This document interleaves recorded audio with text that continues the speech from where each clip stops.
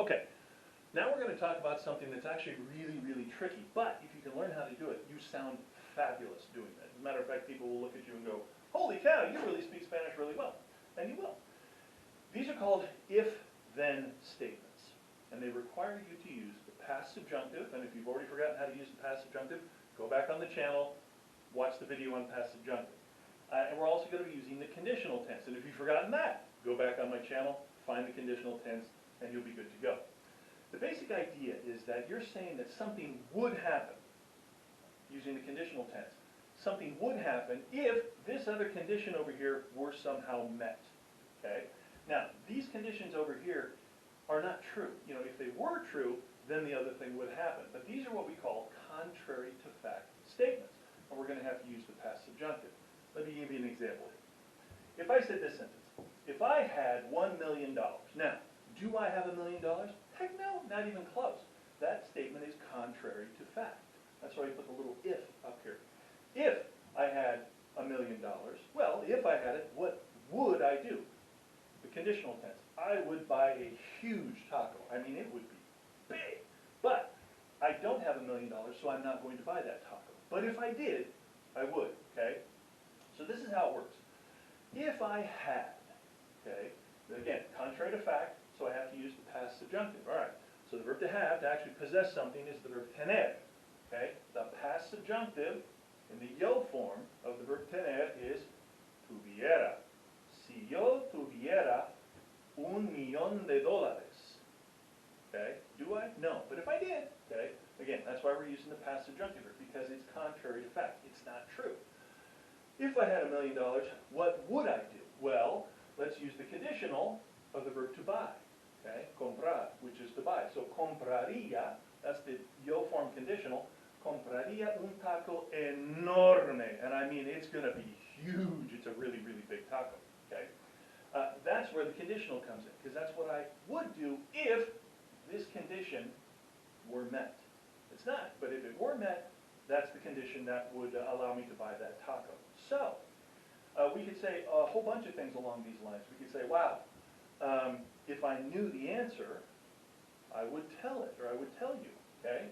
Si yo, we don't have to use yo, let's use nosotros, okay? If we knew, we would tell you, okay? Now, the verb to know is saber, okay? The nosotros form of saber in the past subjunctive is, get ready for this, supiéramos, okay? Si nosotros supiéramos la respuesta, if we knew the answer, we don't, but if we did, what would we do? We would tell you. Te, to you, we would tell, and the verb to tell is decir, and the conditional form in the nosotros, or the conditional tense of the nosotros form of decir is diríamos. So, si nosotros supiéramos la respuesta, te diríamos. We would tell you the answer. Okay, confusing? Heck yeah. But if you can master this, you sound like an absolute pro. Now, once again, recap. If, after the word if, that's where you're going to use the past subjunctive, because you're saying if something were true, and it's not. Use the past subjunctive. Then, and you don't have to say the word then, you don't have to say entonces. You can, but you don't have to. And then throw in the conditional after that. Now, mind blow alert, we could take this half of the sentence and put it up in the front. That's totally fine. Think about how we do it in English. If I had $1 million, I would buy a huge taco. Switch it. I would buy a huge taco if I had $1 million. So this is where it gets a little tricky, so pay close attention. If I take this half of the sentence and put it up front, okay, that's totally fine. I'm going to leave everything else the same. I'm going to leave the verb tenses the same. Same thing in Spanish. I could take this, yo compraría un taco enorme, and put it right up here. Si yo tuviera $1,000,000. The word, or the order of the two halves of the sentence, the order of the clauses, doesn't matter. What does matter is this, and this is what you got to stay focused on. You use the past subjunctive after the word if. Wherever that word if, si without an accent on the I means if.